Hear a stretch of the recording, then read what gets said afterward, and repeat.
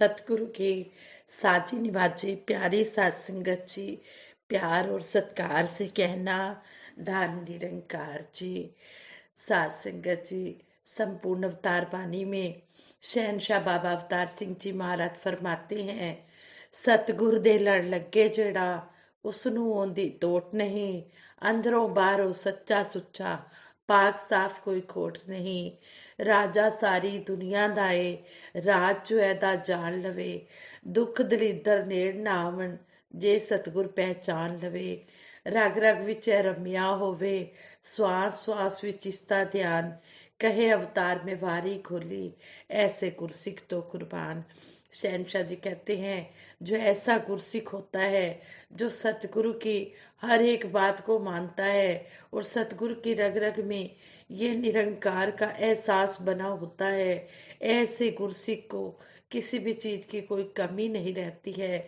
जो सतगुरु के ऊपर पूरी तरह से समर्पित अर्पित कर देता है, ऐसा भगत हर पल शुक्राने का भाव करता हुआ सतगुरु के कहे अनुसार अपना जीवन आनंद में बिताता चला जाता है। और जिस तरह सतगुरु समझाते हैं कि हमने अपनी मेहनत की कमाई करके गुजारा करना है और जो कुछ देवे वो कुछ खा के शुक्र मनाना है, तो जो ऐसा भगत होता है उसके लिए ये सतगुरु निरंकार तरक्कियों के रास्ते, उन्नति के रास्ते खोल देता है। लेकिन भगत जो होता है उसके मन में ऐसा भाव होना चाहिए कि वह अपनी मेहनत से अपना काम करे, अपने परिवार का और अपना गुजारा करे, निर्वाह करे, और जो संतों की सेवा में धन लगाए वो भी अपनी मेहनत की कमाई से लगाए। ऐसे ही दासी एक स्टोरी आप जी के चरणों में शेयर करने जा रही है। आप जी परवान करें, अगर कोई गलती हो जाए तो क्षमा करें। सात संगत जी कहते हैं, किसी जंगल में एक चरवाहा बकरियां चरा रहा था। उस दिन बहुत गर्मी पड़ रही थी। उसी जंगल में एक बादशाह शिकार करने के लिए आए। दोपहर का समय था। बादशाह को बहुत प्यास लगी हुई थी और बादशाह को कहीं भी पानी नहीं मिल रहा था। अचानक ही बादशाह की भेंट एक चरवाहे से हुई। चरवाहे के पास पानी था। बादशाह ने चरवाहे से पानी मांगा। चरवाहे ने आदर सहित बादशाह को पानी पीने के लिए दिया। बादशाह ने पानी पी लिया। बादशाह ने खुश होकर चरवाहे से कहा कि जब भी कोई तुम्हें जरूरत हो तो मेरे महल में आकर मुझसे मिलना, मैं तुम्हारी पूरी हेल्प करूंगा। शाम हो गई। बादशाह भी और चरवाहा भी अपने अपने घर लौट गए।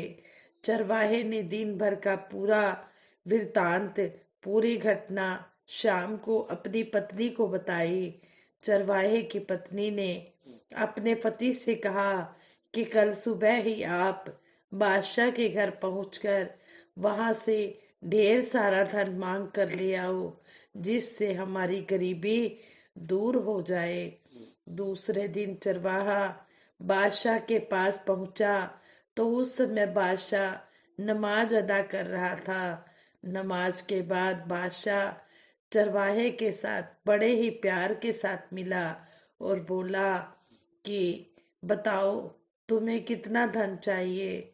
चरवाहे ने उत्तर दिया कि प्लीज, कृपया आप पहले ये बताएं कि आप दोनों हाथ फैलाकर क्या कर रहे थे। बादशाह ने उत्तर दिया कि मैं खुदा से दोनों हाथ फैलाकर धन मांग रहा था कि हे खुदा, मुझे ढेर सारा धन दो, जिससे मैं उसको गरीबों में बांट सकूं, जरूरतमंदों में बांट सकूं। यह सुनकर चरवाहे ने उत्तर दिया कि हजूर, जब आप भी खुदा से ही मांग कर देते हो तो मैं भी खुदा से ही मांग लूंगा। यह कहकर चरवाहा खाली हाथ अपने घर की तरफ लौट गया। रास्ते में उसके पैर में अचानक ठोकर लगी तो चरवाहे ने उस जमीन को खोदना शुरू कर दिया जिससे उसके पैर में ठोकर लगी थी। जमीन के नीचे से एक बहुत बड़ा बर्तन मिला जिसमें सोने की अशर्फियां भरी थी। चरवाहे ने उस बर्तन को उसी जगह गाड़ दिया और कहा कि हे खुदा, जब तूने धन देना ही है तो मेरी झोपड़ी में ही देना। मैं इस वजन को, इस भार को अपने सिर पर कहाँ ढोता रहूंगा। यह कहकर वह चरवाहा अपनी झोपड़ी की तरफ लौट ही रहा था कि उसकी पत्नी ने गांव में यह शोर मचा दिया कि अब हम गरीब नहीं रहेंगे। मेरे पति बादशाह के यहाँ से ढेर सारा धन लेने गए हैं, शाम तक आ जाएंगे। पत्नी की यह बात सुनकर उसी गांव के चार चोर शाम को उनकी झोपड़ी के पीछे छिप कर खड़े हो गए। शाम को घर पहुंचकर चरवाहे ने दिन भर का हाल अपनी पत्नी को सुनाया तो चरवाहे की पत्नी ने कहा कि नहीं जी, हम कल रात में ही उस धन को निकाल कर ले आएंगे। यह बात सुनकर चारों चोरों ने उसी रात को धन वाली जगह पर पहुंचकर उस बड़े से बर्तन को जमीन में से खोद कर निकाल लिया और जब ढक्कन खोल कर देखा तो उस बर्तन में सांप बिच्छू मरे थे, सांप बिच्छू भरे हुए थे। चारों चोरों ने सलाह की कि क्यों ना हम इस बर्तन का मुंह बंद करके इसको चरवाहे की छप्पर पर उड़ेल दें, और उन चोरों ने ऐसा ही किया।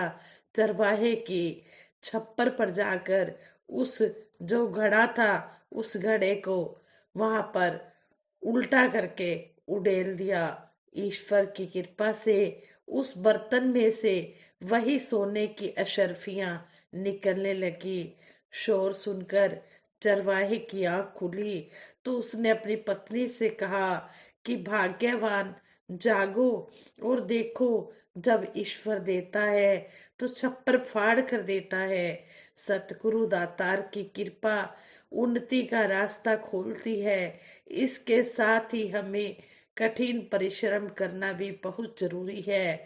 इसलिए हम प्रभु का सहारा ले और अपने काम को पूरी लगन के साथ करें और सतगुरु का शुक्रिया अदा करें और यही अरदास करें कि सच्चे पातशाह हमें इतनी शक्ति देना कि हम तन मन धन से ये सुख मानते हुए, दुनियावी सुख मानते हुए, हम तन मन धन से सतगुरु के चरणों में रहकर सेवा, सिमरन, सत्संग का आनंद भी लेते रहें और इस तरह हम सतगुरु के आशीर्वादों के भागीदार बने और सतगुरु के ही हम विश्वास पर टिके रहें, सतगुरु का ही हर पल सहारा लें।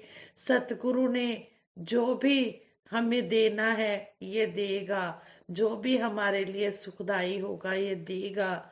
हम कभी भी किसी के आगे हाथ ना फैलाएं, हम हमेशा इसी दातार से मांगे जो सारी दुनिया को दे रहा है। इस सर्वशक्तिमान इतनी ऊंची शक्ति के साथ हम जुड़े हैं, हम इस शहंशाह के बच्चे हैं।